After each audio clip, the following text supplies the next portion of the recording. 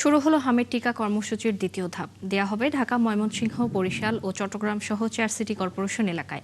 হামে মৃত্যু প্রতিরোধে সব শিশুকে টিকা নেয়ার পরামর্শ দিয়েছেন স্বাস্থ্যমন্ত্রী। এদিকে গত 24 ঘন্টায় হাম ও এর উপসর্গ নিয়ে মারা গেছে 10 শিশু। হাসপাতালে ভর্তি 1000-এরও বেশি। আরও জানাচ্ছেন মেহেদী হাসান। ঢাকা দক্ষিণ সিটি কর্পোরেশনের মিলনায়তন। রাজধানীতে এই কেন্দ্র থেকেই হামের টিকা কার্যক্রমের উদ্বোধন করেন স্বাস্থ্যমন্ত্রী। হাম সংক্রমণ বেশি থাকলেও প্রথম ধাপে রাজধানীতে টিকা দেয়া হয়নি। দ্বিতীয় ধাপে ঢাকা সহ আরও 3 সিটি কর্পোরেশন এলাকায় টিকা দেয়া শুরু হলো। ঢাকা উত্তর সিটিতে প্রায় 5 লাখ এবং দক্ষিণে 4.5 লাখের বেশি শিশু পাবে এই টিকা। কেন্দ্র থাকবে 1100-রও বেশি। টিকা দেয়া হবে 11 মে পর্যন্ত।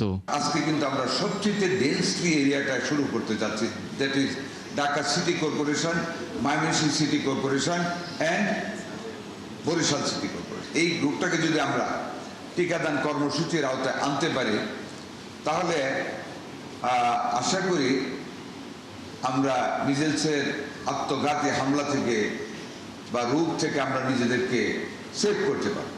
ঢাকা ছাড়াও একই দিনে টিকা দেয়া হবে ময়মনসিংহ, বরিশাল ও চট্টগ্রাম সিটি কর্পোরেশন এলাকায়। চলবে সকাল 8টা থেকে বিকেল 4টা পর্যন্ত। কিছু কেন্দ্রে সন্ধ্যার পরেও টিকা দেওয়ার ব্যবস্থা রাখা হয়েছে। I must not say that we are 100% successful, but I must say we have been able to arrest the disease as on today. It is arrested and it is trend of this attack is coming down, alhamdulillah.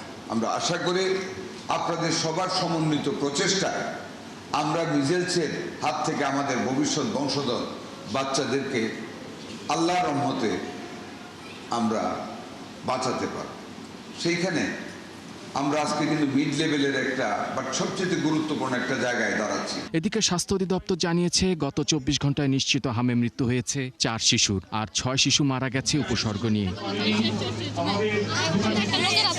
Mehedi Hasan, 71, Dhaka.